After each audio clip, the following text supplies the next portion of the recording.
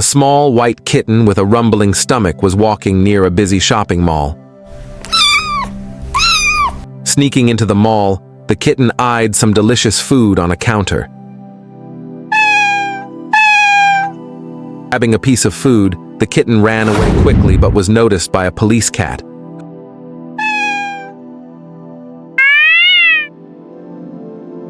Who chased after it. The police cat caught the kitten, holding it gently but firmly, and took it to the police station.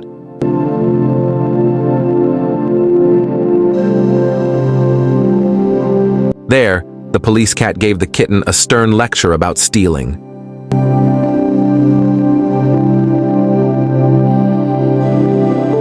Finally, the police cat offered the kitten some food and a warm place to stay, making the kitten feel relieved and grateful.